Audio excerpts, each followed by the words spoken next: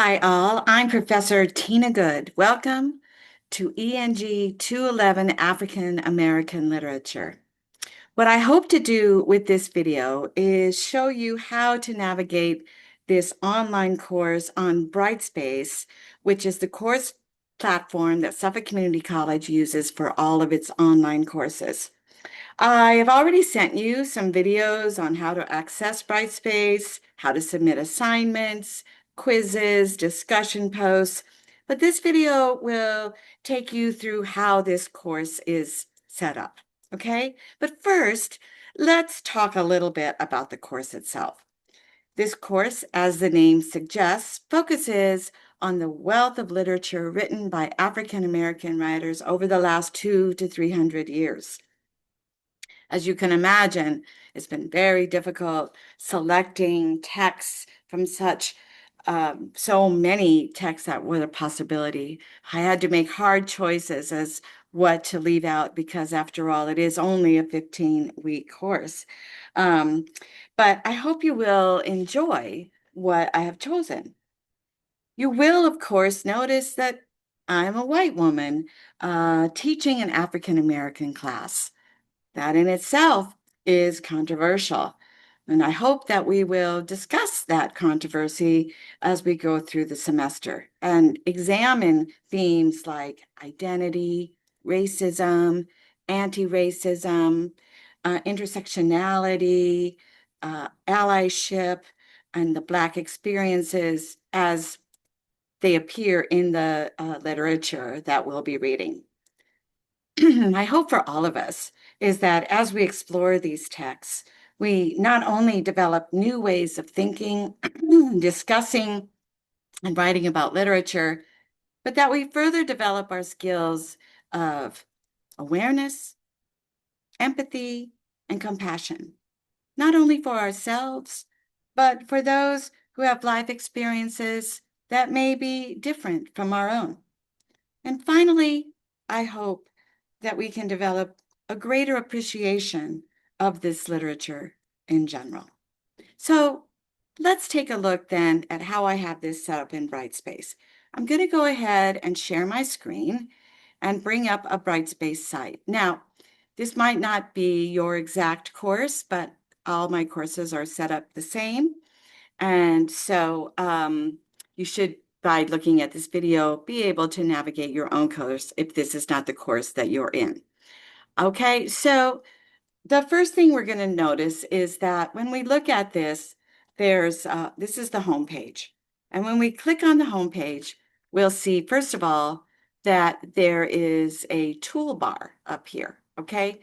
And this is the toolbar that will get you into the guts of the course, okay? The content is where everything is in the course.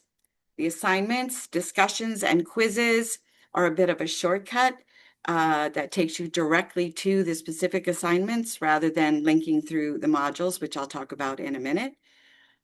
You have access to your grades. I post them, they are live. So you can access your grades as soon as I have finished grading whatever it is that you have submitted. And then if we scroll down, we see that this is the home page. And here under announcements is where I will be posting announcements, reminding you of things that are due in the class, various updates of videos I have posted or things like that. Over here is the work to do section. As we get closer to the beginning of the semester, this will start populating with due dates, which is great. It's handy for you, but I don't want you to think that this is an exhaustive list when you start to see it. To get your full list of everything that you need to do in a week, you will need to go to the learning modules, okay?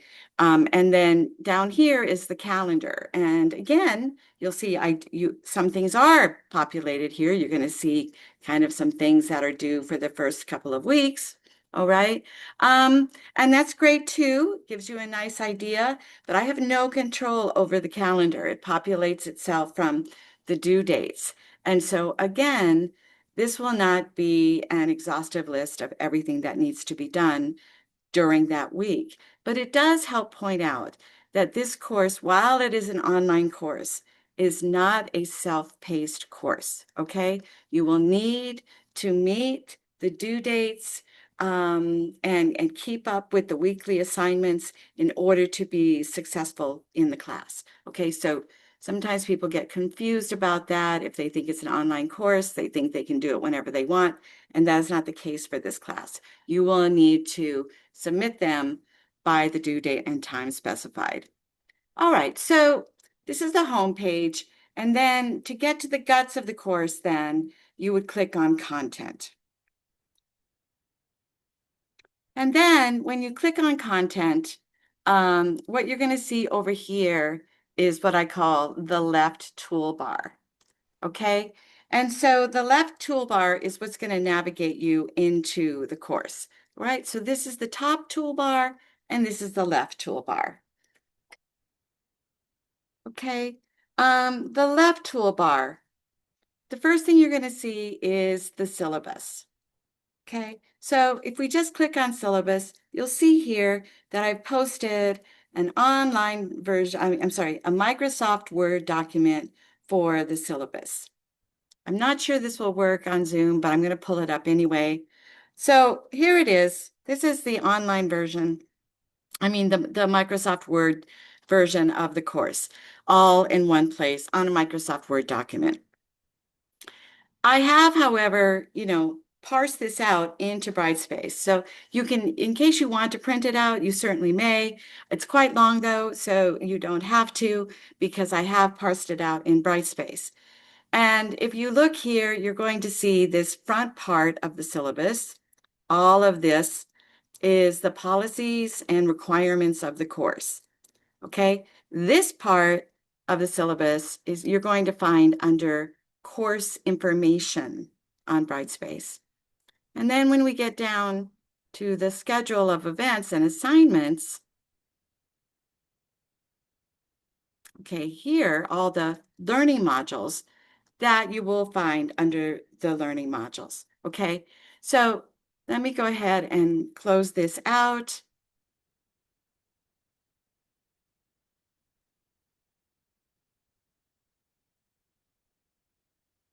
Sorry, let me get you back to the Brightspace site. Here we go. And then we can come back here and come back to table of contents and go back to the last toolbar. Now, if you haven't used Brightspace before, you should know that it kind of uses nesting technology for its organization. So if you click on any one of these things, so for example, we're going to click on course information,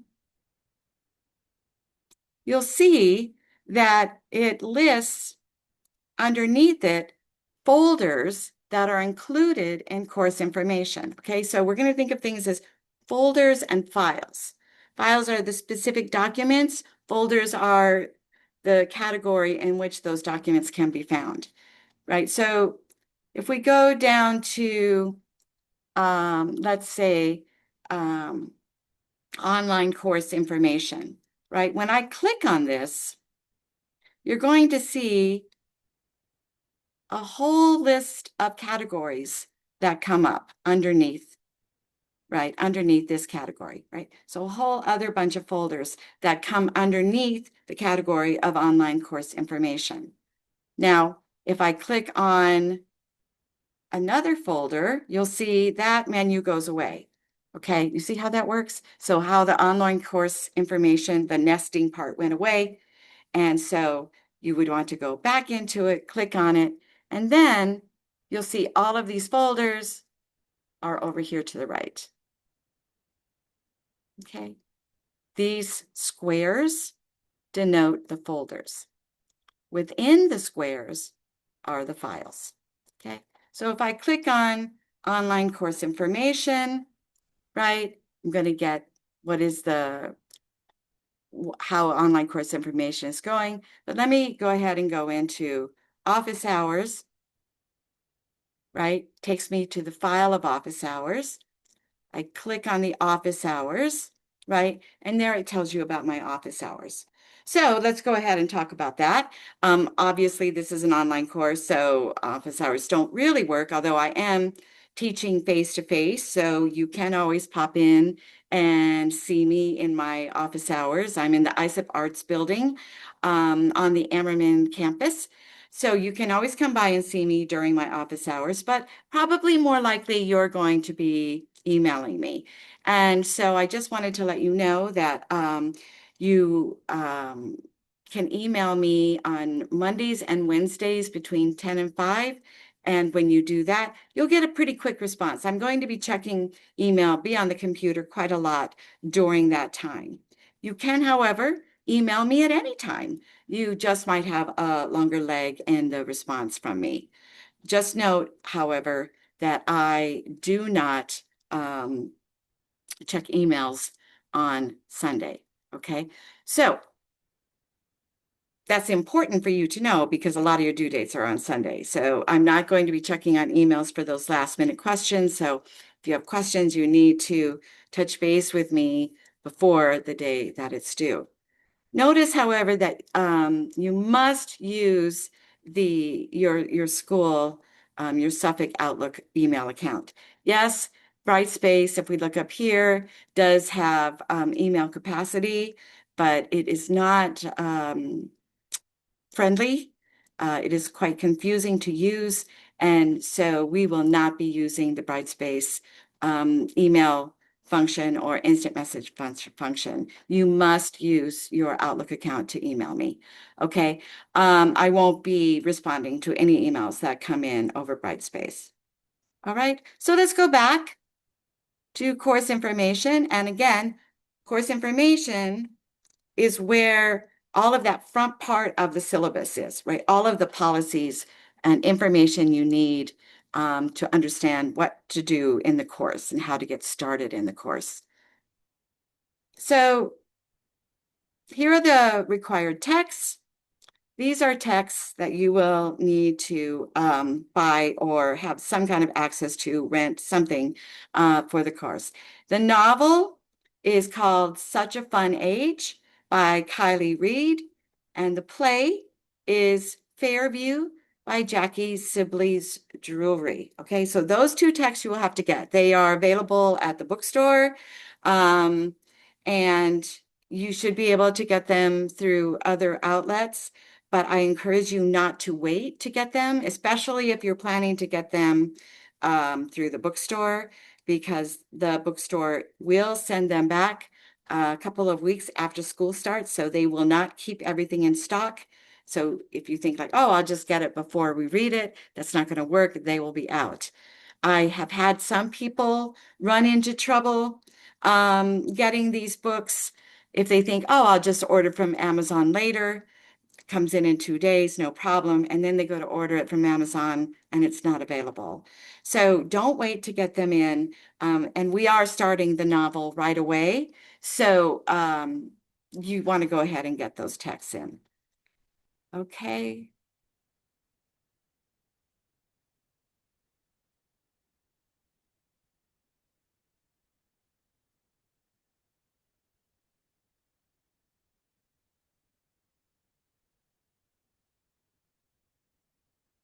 Here we go into class requirements.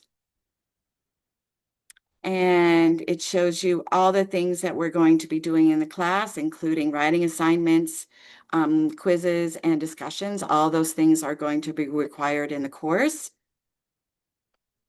Going back to online course information, I wanted to show you that there is an app available for Brightspace. So if you go into the Brightspace section under online section of the course information, this is the app that you'll be looking for. It is not required. You don't have to have it, but students do like it because they can then get notifications about when things are due on their phones. They can submit things through their phones. They can see when their grades have been posted if you have your notifications set up properly. So that's what the app looks like. And here's a video on how to set up notifications if you want them on your phone. Okay. I hope you're seeing how this is working, right? So online course information, has all of these nested folders underneath, and then you can click on those and go to the file. Okay, so here's more information about emailing me, all of the rules that I want you to follow when emailing me. Number one, as I said, use your Suffolk Outlook account. But in the subject line, make sure that you put ENG211 and your CRN number, because I do teach many courses. And so in order for me to be able to help you, I need to be able to know which course you're in. Okay. Be sure to sign your emails, preferably with the name you want me to call you. And remember, I don't check emails on Sundays. Most importantly, do not use Brightspace, and be sure to follow the civility issues that policies that the course sets out for, that the college sets out for communication online.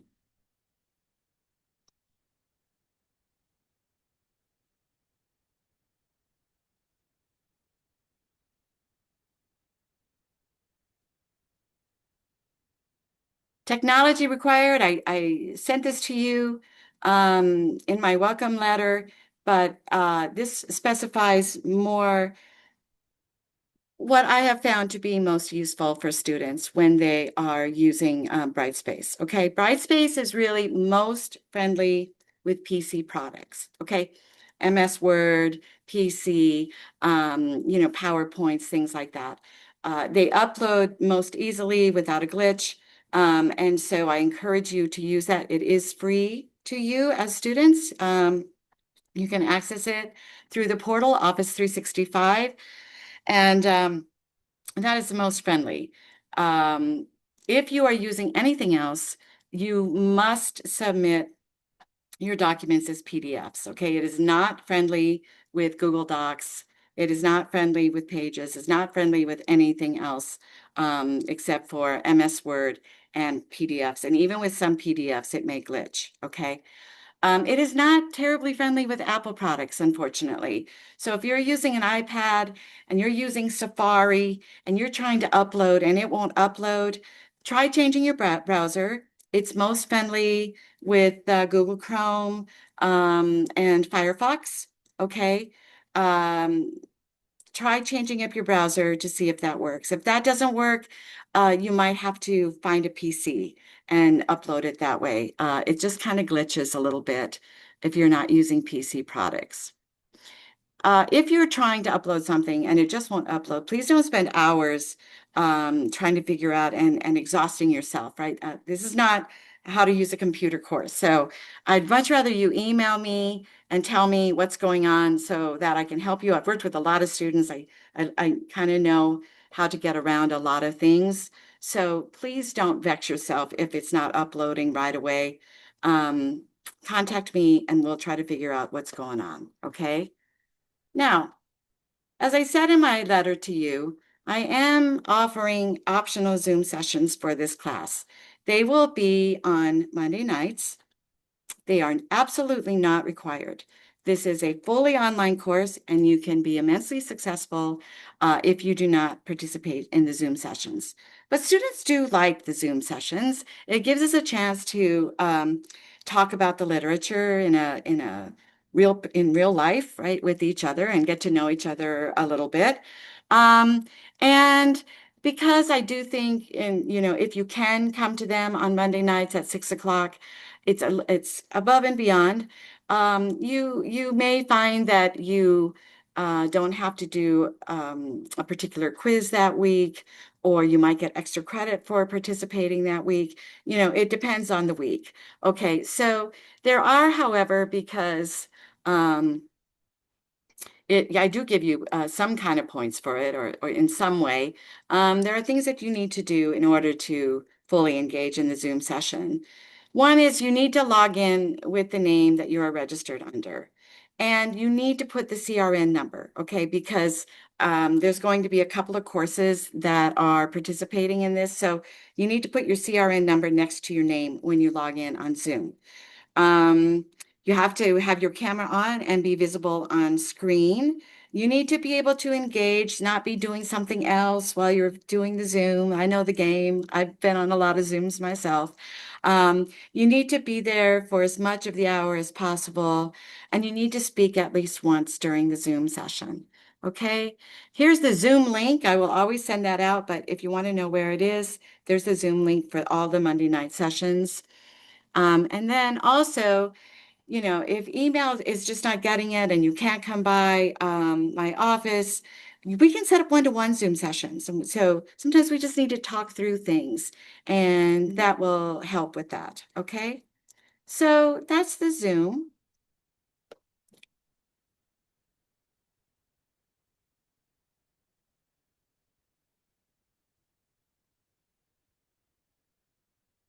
And going back to course information, I do want to let you know that I do offer extra credit possibilities in this course. Okay.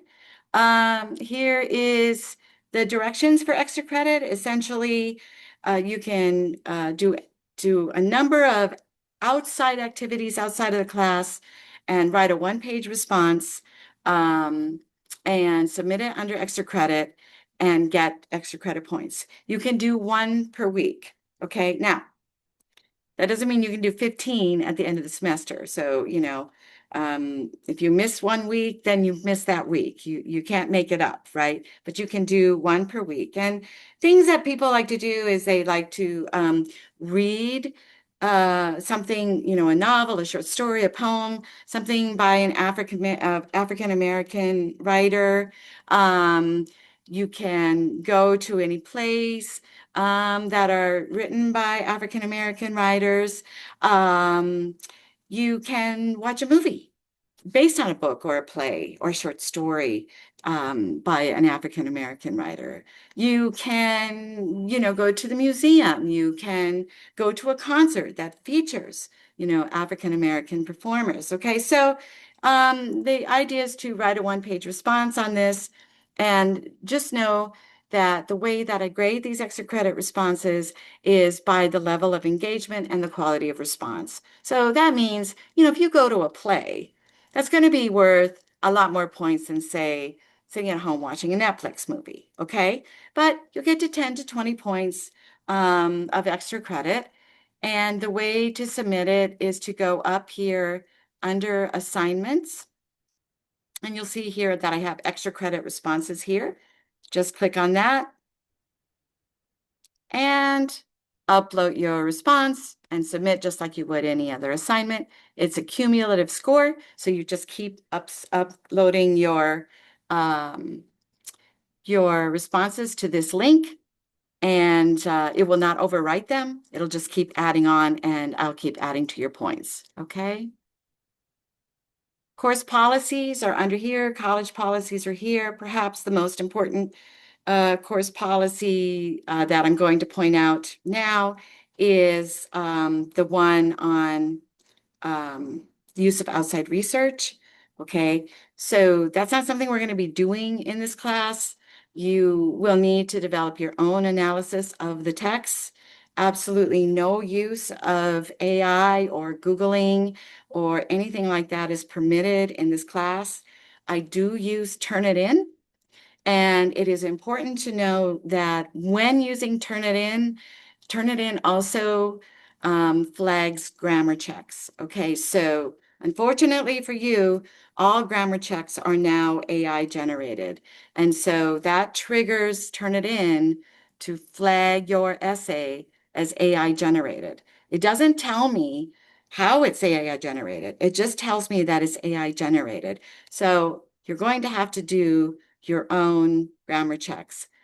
Don't worry, I'm not crazy, ruthless about checking grammar. I mean, I would like to see college level writing, but I'm not, checking commas and semicolons and keeping count, right?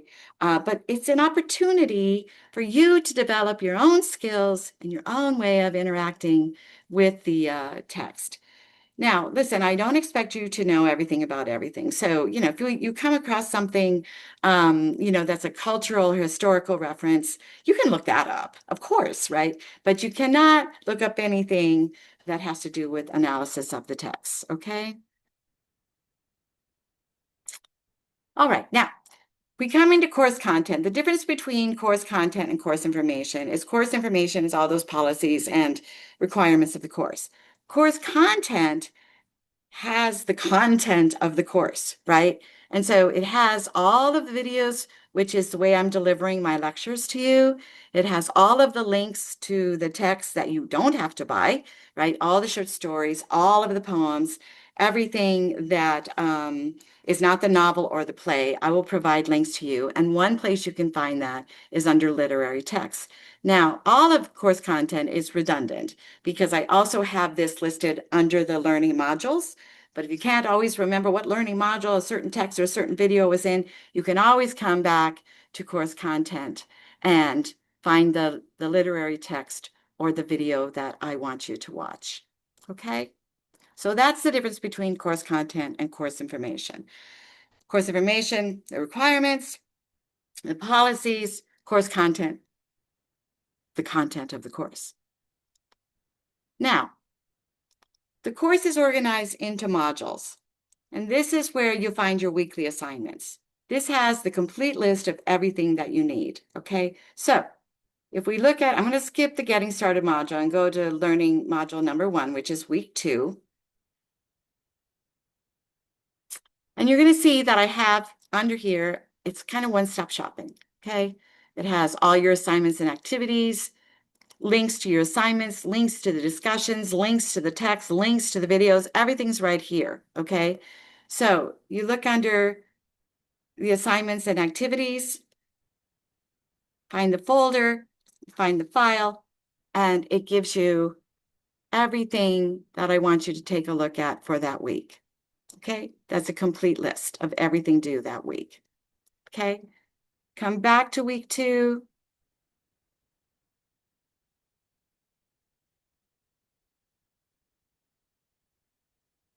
And it has a link to the writing assignment right here. It has a link to the discussion. The discussions, by the way, I've sent you a separate video on how to participate in discussions for this class. It has a link to the texts and articles I'd like you to read.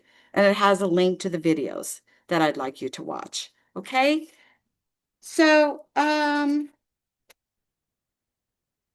think that pretty much covers everything that you need to know to get started.